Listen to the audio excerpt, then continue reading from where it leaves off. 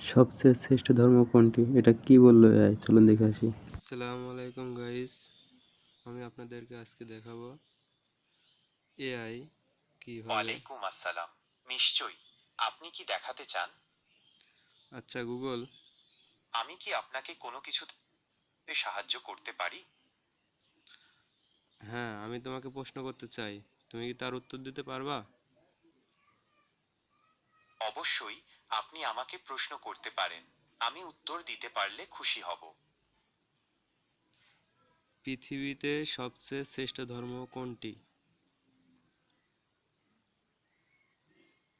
পৃথিবীর সবচেয়ে বড় ধর্মের নাম হলো খ্রিস্ট ধর্ম। তবে শ্রেষ্ঠ ধর্ম কোনটি তা নির্ভর করে একজন ব্যক্তির বিশ্বাস ও দৃষ্টিভঙ্গির ওপর। হুম। আচ্ছা, পৃথিবীতে সবচেয়ে প্রাচীন ধর্ম কোনটি? পৃথিবীর সবচেয়ে প্রাচীন ধর্ম কোনটি তা নিয়ে বিভিন্ন মতামত রয়েছে। তবে সাধারণত হিন্দু ধর্মকে সবচেয়ে প্রাচীন ধর্ম হিসেবে গণ্য করা হয়। হিন্দু ধর্ম কত বছর আগের? ঐতিহাসিকদের মতে হিন্দু ধর্ম প্রায় 4,000 বছরেরও বেশি পুরনো। এর উৎপত্তি সম্পর্কে বিভিন্ন মতামত রয়েছে, তবে সাধারণত মনে করা হয় যে সিন্ধু সভ্যতা থেকে এই ধর্মের বিকাশ শুরু হয়েছিল। আর ইসলাম ধর্ম? ইসলাম ধর্মের ইতিহাস প্রায় 1400 বছরেরও বেশি পুরনো। এটি সপ্তম শতাব্দীতে আরবের মক্কা নগরীতে শুরু হয়েছিল। হুম। আচ্ছা, তুমি মক্কার বিষয়ে কি কিছু বলতে পারবে? অবশ্যই। মক্কা সৌদি আরবের একটি শহর। এটি ইসলামের পবিত্রতম স্থান এবং মুসলমানদের জন্য একটি গুরুত্বপূর্ণ তীর্থস্থান। এখানে কাবা শরীফ অবস্থিত, যা বিশ্বের মুসলমানদের কিবলা। প্রতি বছর লক্ষ লক্ষ মুসলমান হজ পালনের জন্য মক্কায় আসেন।